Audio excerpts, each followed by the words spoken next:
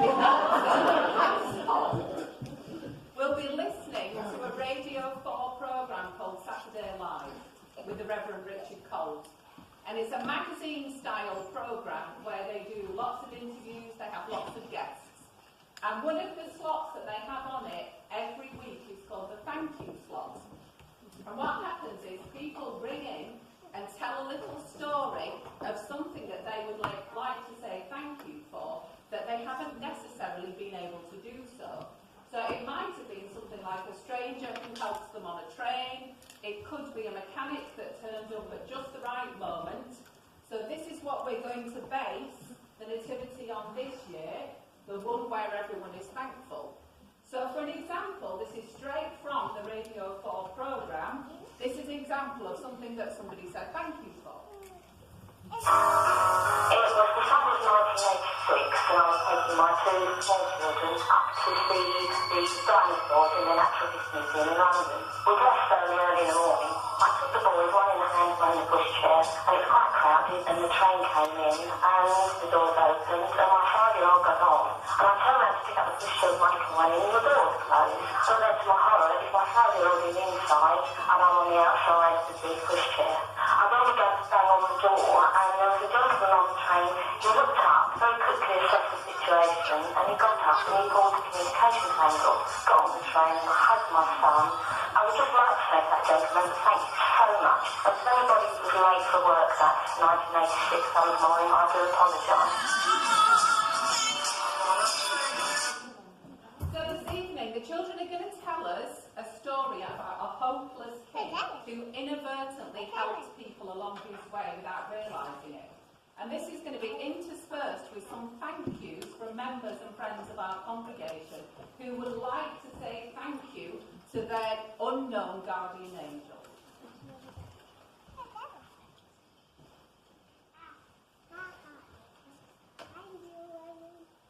Once upon a time, 3 kings came out of a distant land and followed a star to a little town across the desert. You may know them as the wise men or the magi, or by their names Melchior, Caspar and Balthazar.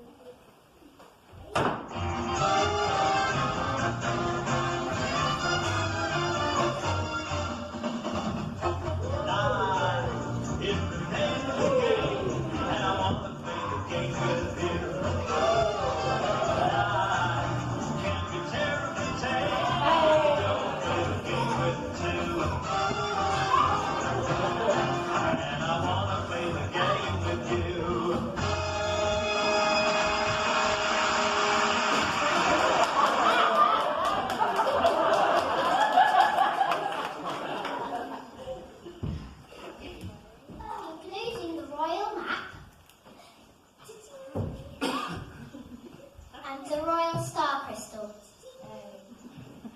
They're on their way.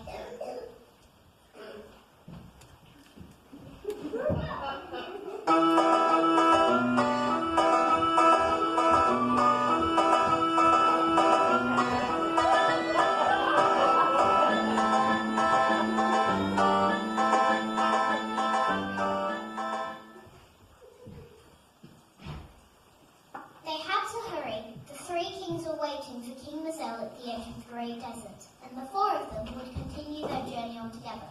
He and Chamberlain rode through the night, leaving their home far behind. But they felt safe with the star as their guide. The desert plain drew nearer and nearer, and they looked forward to seeing their friends. But the breeze freshened and stung their eyes with dust. They didn't have to help, and the sandstorm started. Hold on.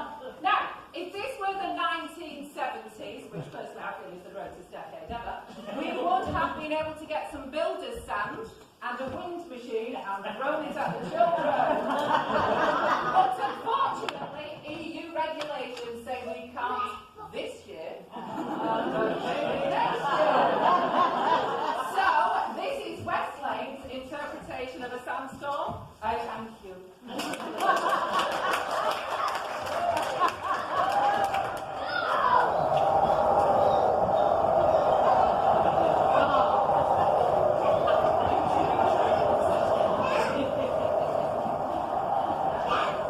Afraid for their lives, King Mazel and Chamberlain plowed on through wave after wave of sand, hoping to outrun the storm and find shelter. But it seemed hopeless. Then, just as they were ready to drop into the dunes, they staggered out of the storm and into stillness. It was Chamberlain who heard it first, a small cry on the wind. What were they to do?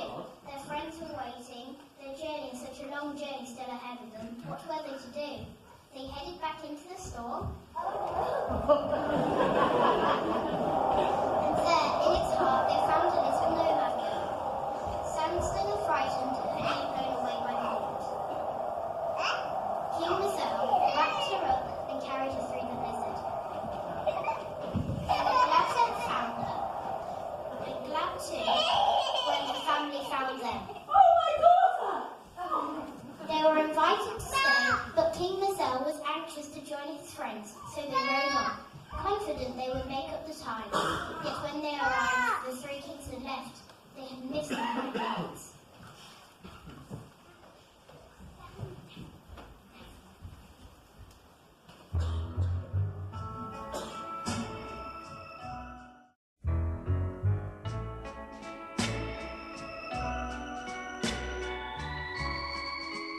My name's Duncan, and this is my take on thankfulness and gratitude, which might be a slightly surprising one. Through my voluntary work, working as a peer support facilitator, one of the things that we visit often in the groups is things to be grateful for.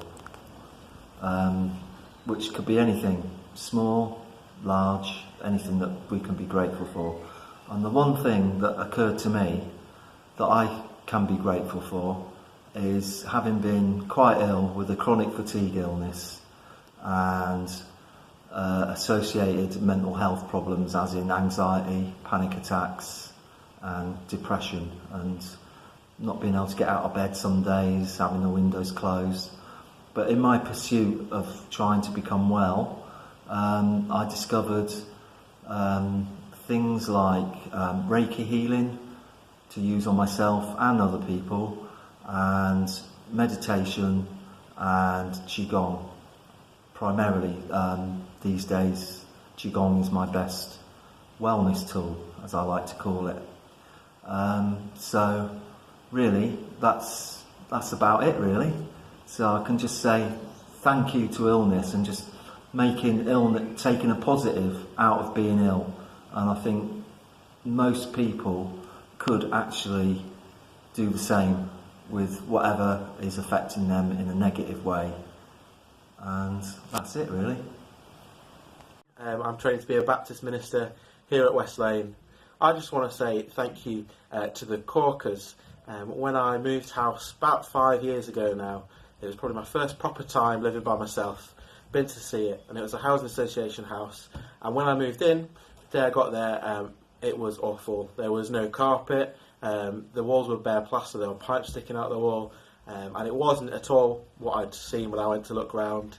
And so obviously I was a bit flustered, it had been a busy day, a bit panicked, and my friend who was with me said, well, my parents, they'll put you up for a few nights so that you can just relax, you can take it easy, spend a bit of time getting it nice enough to live in. And so I just want to say thank you for that, because it made that week a lot easier.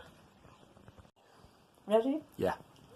Hello, I'm Maureen King, and I am a long-term member of West Lane, but I haven't been able to get to church for some years now, so hello to everybody I know. We're talking about gratitude, saying thank you. It's much more than that for me, it's a way of life. I'm just 91, and because of a fairly uncommon complaint, combined with age, I am unable to take part in many day-to-day activities, which until relatively recently I had taken for granted. But I have learned to accept and come to terms with my life change, and in so doing have stumbled into the exciting realization that my illness has been the gateway to reasserting my belief in God and to be aware of his presence in my life at all times. I cannot count the times when I've realized that by happily and willingly handing myself over into his hands, I have found my needs are being met or anticipated in the most miraculous fashion. Miracles happen for me time and time again. I've been asked over the years to write for a health magazine and pass on my coping strategies, and also I get asked to contact other subscribers who need the chance to share day-to-day coping problems. And we all agree that it is the sharing that breaks down the isolation aspect. My gratitude is more than a thank you. It is an upsurge of an overwhelming sense of joy and oneness with my God, and I feel encompassed by a sense of love and goodwill in my world, which I can in turn pass on to others. I am very happy in my way of life, and hope and pray that everyone here can be so blessed. God be with you. Happy Christmas. I am grateful for my loving parents, for my interesting education, through which I was able to meet different people from different races.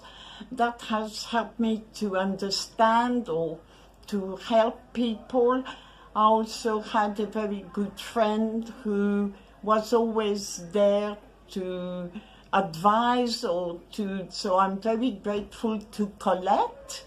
And I hope we all have friends or family that can help us and to whom we can always say thank you or merci. I want to say thank you to an old teacher that I had at school. A lot of people ask me, how did you get into the God sort of game? And I've reflected on it for years, and I think it's possibly this chap, Michael Behrend, who was a maths teacher, and he also taught me swimming.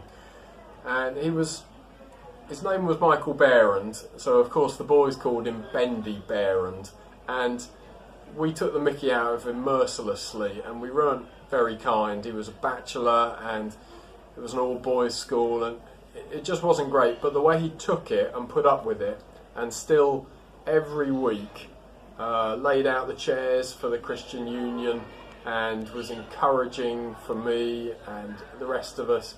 And I've no idea where he is now, but I suspect he will have had a great influence on all the children that he's ever taught in a very gentle way. So I want to thank Michael Behrend.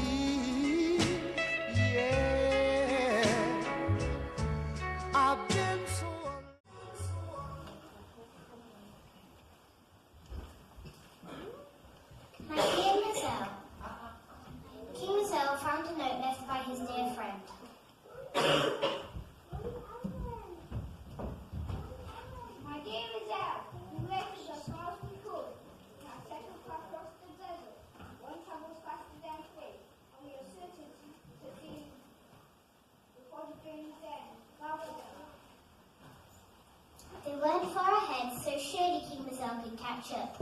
Chamberlain galloped faster than he had ever galloped in his life, but he was quite a bit smaller than most camels, and his legs, though strong, weren't quite as long. At last, King Marcel spied him in the distance. Only it wasn't them. It was a merchant caravan.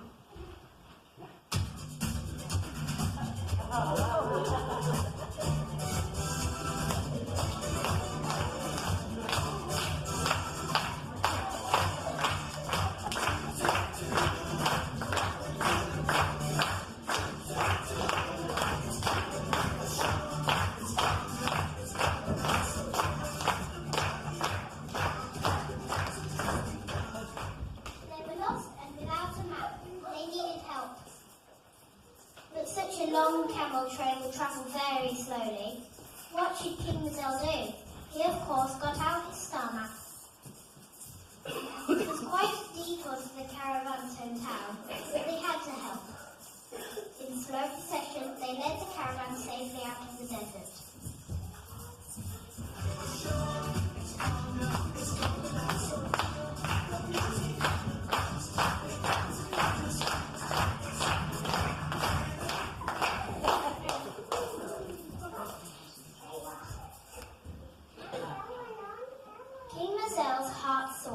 They could still see the star. Perhaps they would meet up with the three kings after all.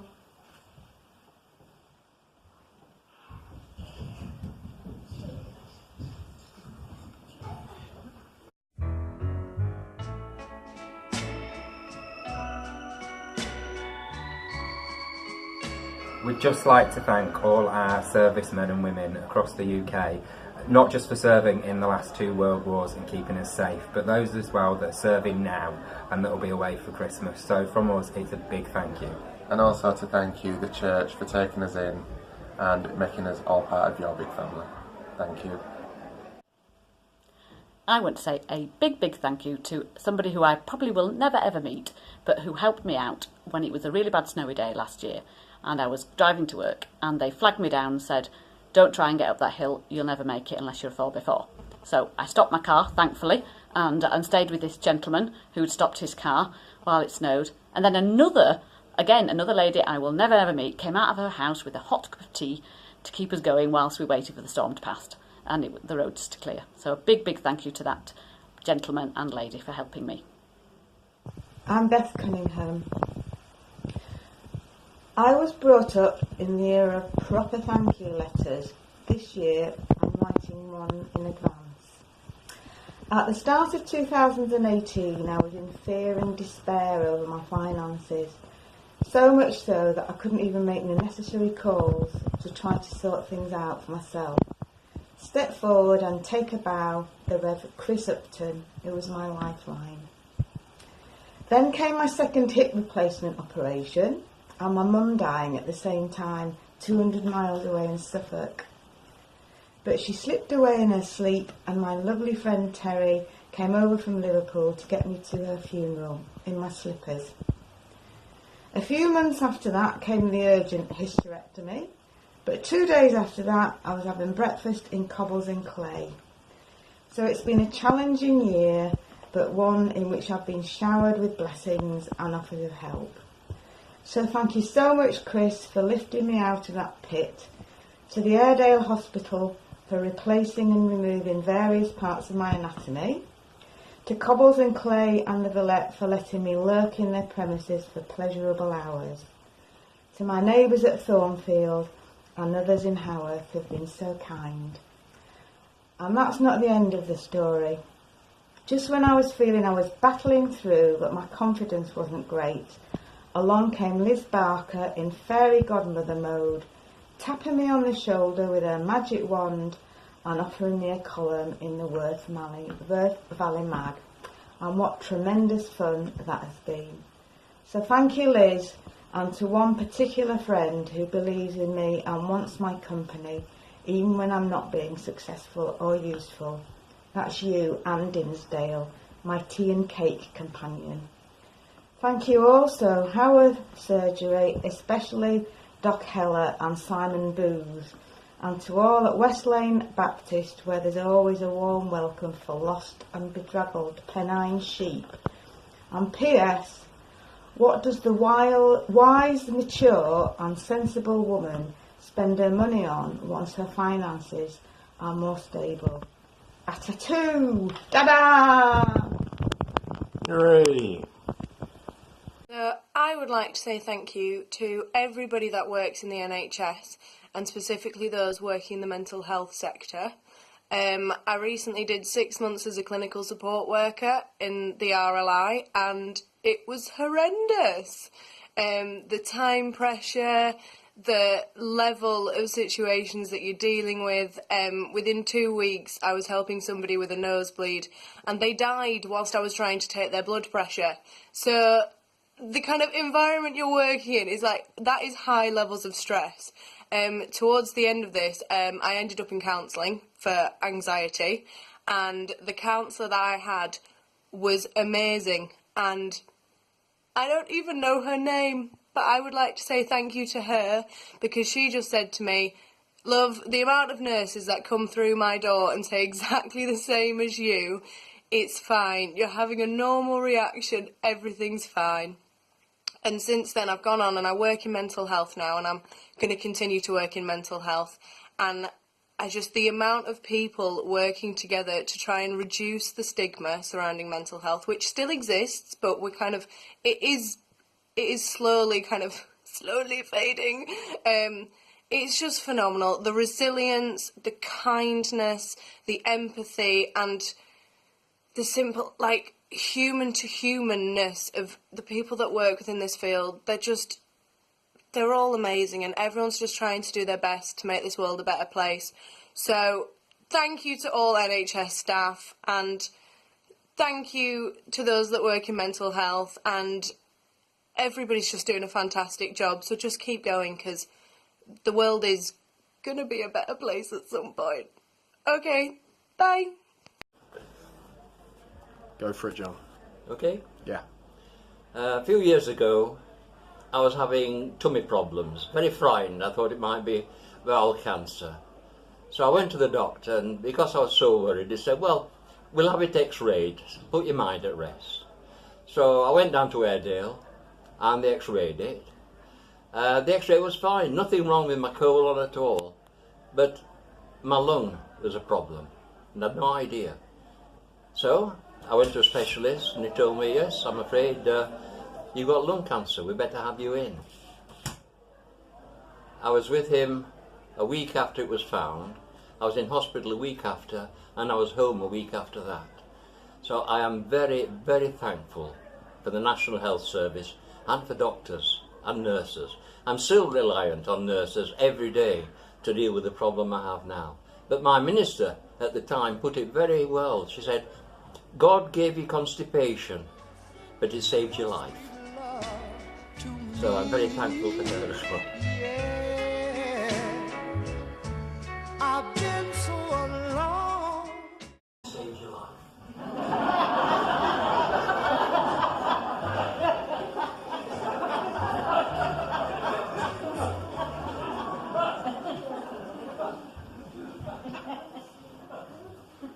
At the outskirts of Merchants Town, King Marcellin Chamberlain set off once more.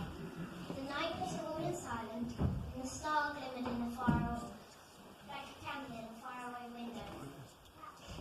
They rode until they were weary, and then they stopped in need of rest. It was Chamberlain who heard it first, a tiny tinkling bell on the breeze. They looked around, but no one was there. The tinkling came again. A small plant looked up at them, withered and thirsty. They gave it with the little water they had left.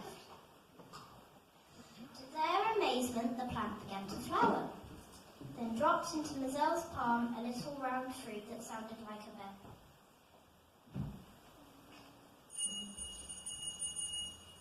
Mazelle was astonished and not a little puzzled, but the star was calling and he was anxious to join his friends.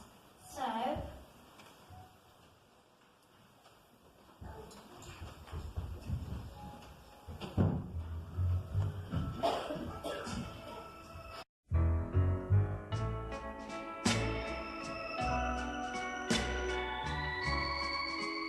want to say a great big thanks to Chris. I love coming to this church. It's a church of community and well-being and thanks. And it just brought to mind today, as we were taking the collection, how wonderful it is that Chris leads us in such a thankful, wonderful way. And I just want to say a big thank you to Chris. Thanks, Chris. Hi, I'm Molly, and I would like to say thank you to my favourite lecturer at uni, who's called Phil.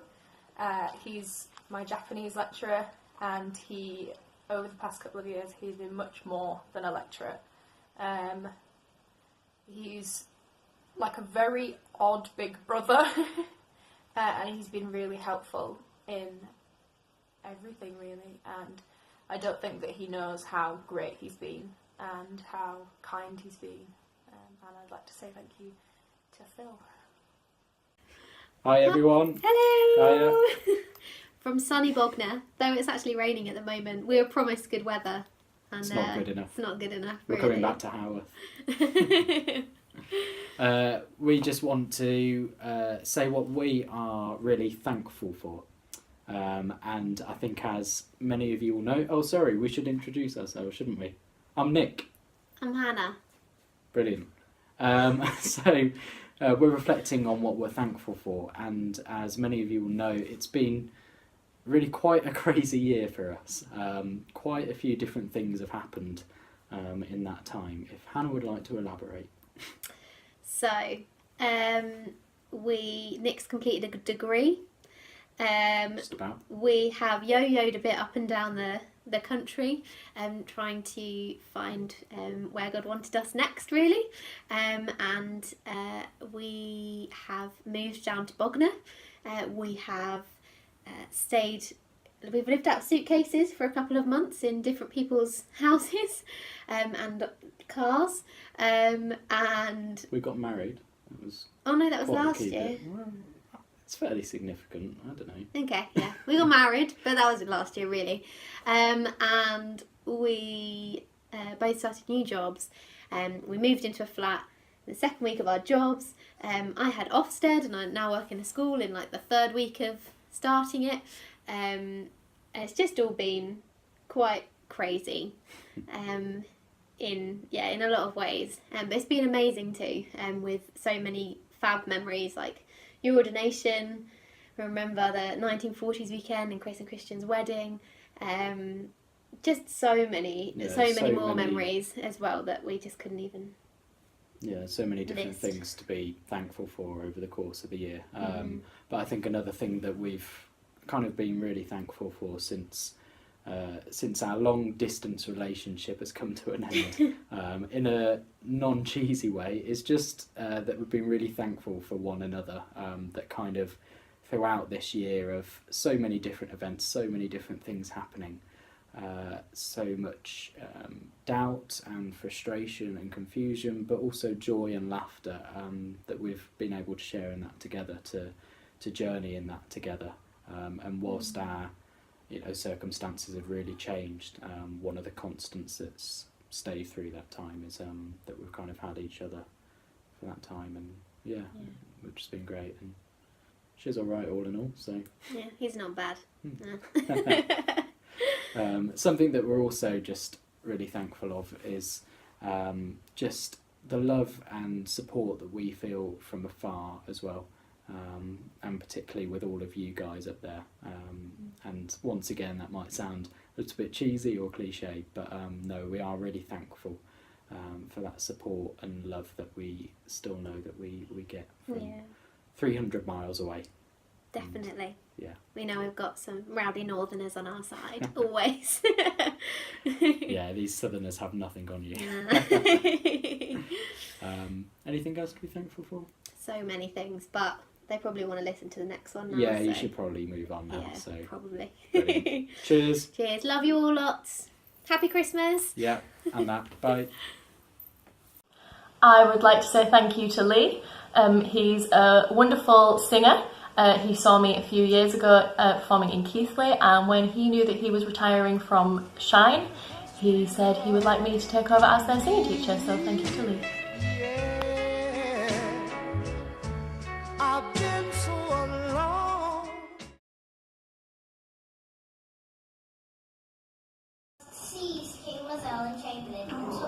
outside. King Mazel commanded the rich man, "Let the children go!" But the rich man just laughed. Wah ha ha ha. King Mazel offered to give up his last gift for a newborn king in exchange for the children's freedom. The rich man snatched the crystal. This is a ransom for you and your camel. You can go, but the children never. Wah ha ha ha. What were they to do? So they stayed with the children and toiled with them to finish the wall. As they laboured, so the stones piled higher and hid the star from their view. Their hopes were fading fast. Seeing his sadness, a little girl gave King Mazel her only possession, a toy lamb carved from wood. It made him smile, and he hid it in his tunic, and promised her that, somehow, they would all be free. The wall was now so high they could hardly see each other in the blackness. They had built a prison around themselves. Outside, the guards slept.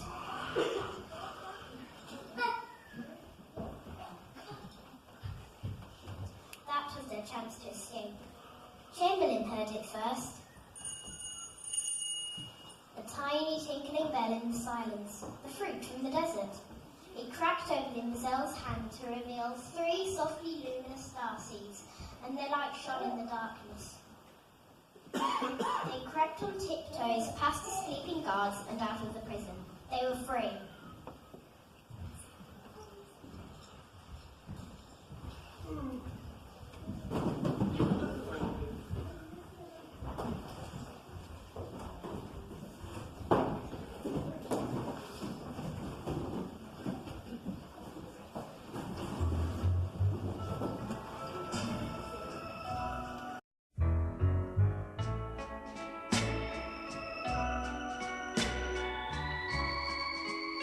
I would like to say thank you to my brother Matthew, who taught me a trick of being thankful. He had a book that he used to write in at the end of every day, and in his book he would have 3 things for each day that he was thankful for. And some days that was really easy, and some days that was really difficult. And as his children got older, he would encourage his children to join in with him as well. And even after he got a terminal diagnosis, he would write in his book with 3 things. And sometimes it got down to really small things like I had hot water to wash in, or someone made me a cup of tea. And I think that was a really good model of being thankful, that it's not just big things to be thankful for, but it's the fact that I've got clean socks on and maybe someone listened to me. So I am very grateful to Matthew for showing me how to be thankful even when things are really hard. I would like to say thank you to my fabulous friend Nicola. She has been the best pair of ears for listening, the best person for advice when we've had family crises. She is the person that I would turn to and share everything with, except Jonathan, of course. But she is my absolute rock and my wonderful, wonderful friend who I know that I can just rock up in my pyjamas to her house and there would be wine or coffee or whatever I needed. And I hope she feels the same about me. I'd like to say a big thank you to a lady called Margaret Cochrane and her family. When I was 17 and didn't know what to do with myself, I decided to go on a floristry course, and I was placed on a YTS with Margaret Cochrane in her shop in Silsden. I was quite a lively 17-year-old, to be fair, and if it wasn't for Margaret and her family who took me in and made sure I got fed, I don't know what I would have done. And so they really, really were a really big help in my life. They helped me to find somewhere to live, and they helped me to get on and do what I wanted to do further on in life, which was become a social worker. I'm still friends with Margaret now, and she is just a fabulous person, and I've always wanted to say to her, and I do think I'll need to say to her in person, a really big thank you, Margaret. You're a star.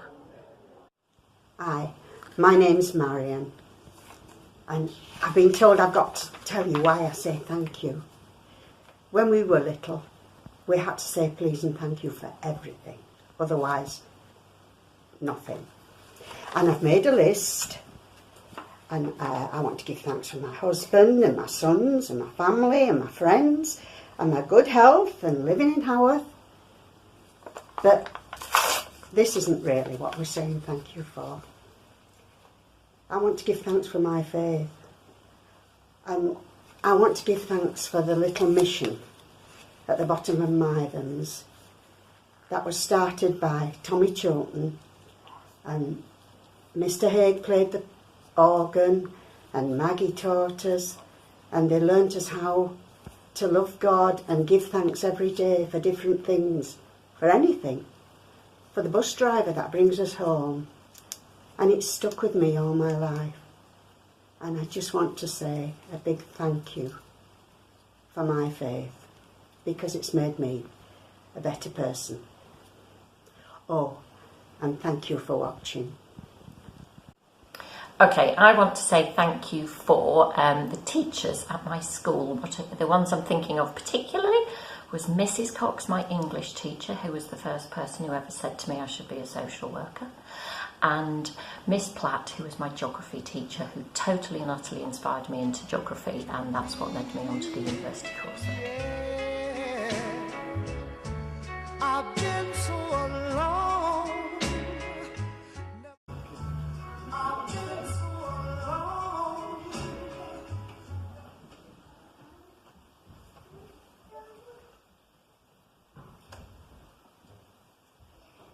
The children came with them.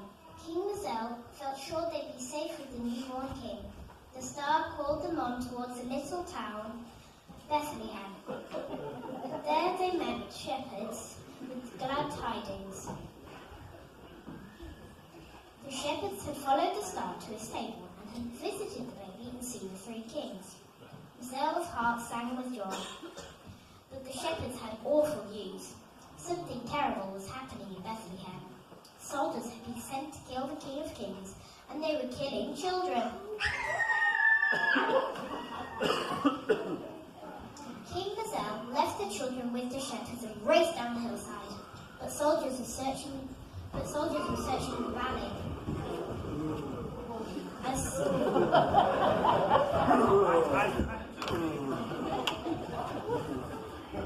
So they hid and waited for them to go.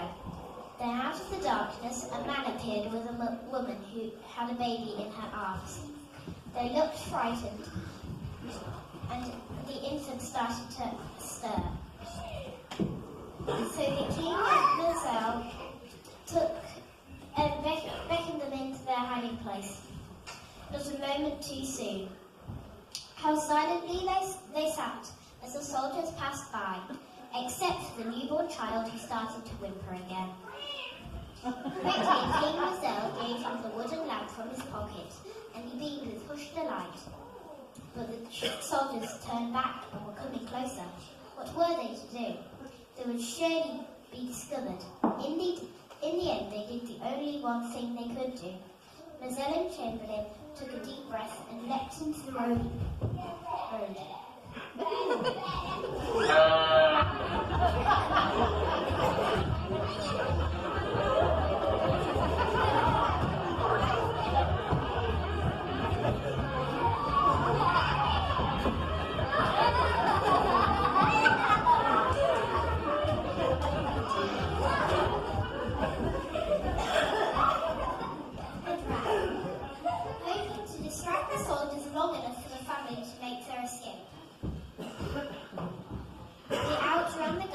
Finally exhausted, collapsed in front of an old stable.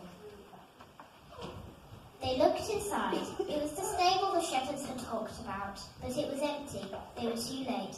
Their journey had been in vain. They fell to their knees and wept. And then in the depths of their despair, the most wonderful thing happened. They heard a voice. King Mazel, you have not come too late. You were always with me. When I was lost, you showed me the way. When I was thirsty, you gave me water. When I was captive, you freed me. When I was in danger, you saved me. You were always there when I needed you, and I will be with you forever. Hearing these words, King Mazel knew his journey was over. His heart filled with joy, the rising sun felt warm on his face, and a new day was dawning. Outside, the shepherds and children were waiting for little ones.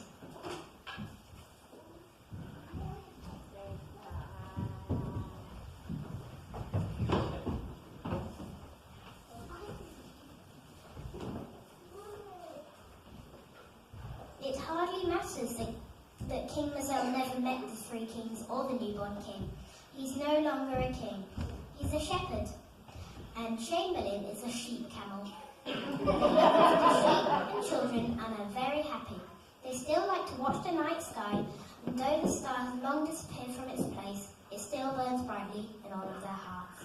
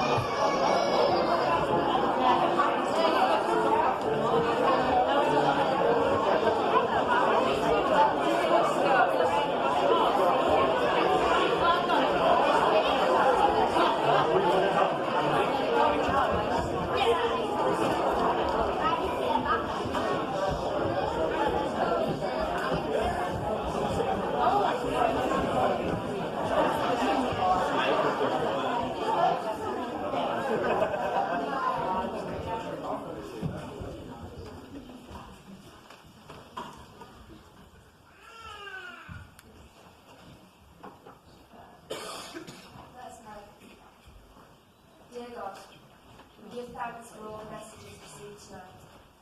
We recognise that this world is a far from perfect place, but with your light showing us the way, we can make things better for all people. We are grateful for all the people who support us, for the people serving in our hospitals, our care homes, for the police, fire and armed forces that keep us safe. For our local communities, you look out for us and are there when the times are tough as well as when times are good. For our families and friends as we celebrate this Christmas time. God grant you the light of Christmas, which is faith, the warmth of Christmas, which is purity, the righteousness of Christmas, which is justice, the belief in Christmas, which is truth, the all of Christmas, which is Christ. Amen. May the blessing of joy abide within you. May the blessings of peace rest upon you. May the blessings of love flow out through you. And may all the blessings of the Lord be yours at Christmas and in the new year. Amen.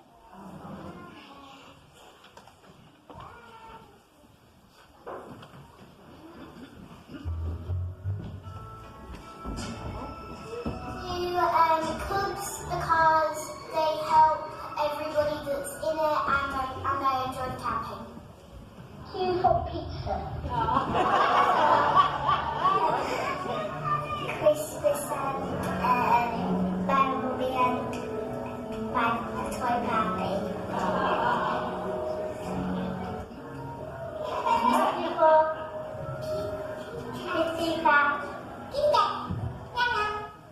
And loads of thanks for my little alligator nipple.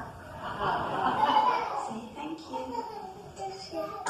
Oh my God. Thank you for Cousin Christine for taking us in and taking care of us like a dad.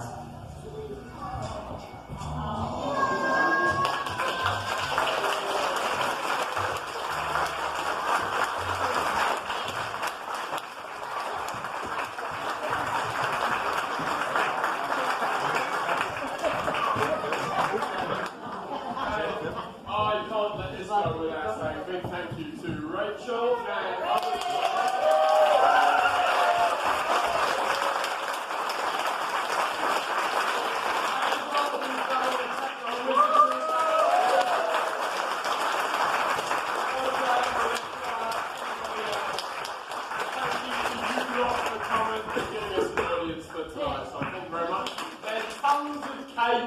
literally tons of cake and some mulled wine, he said, hopefully.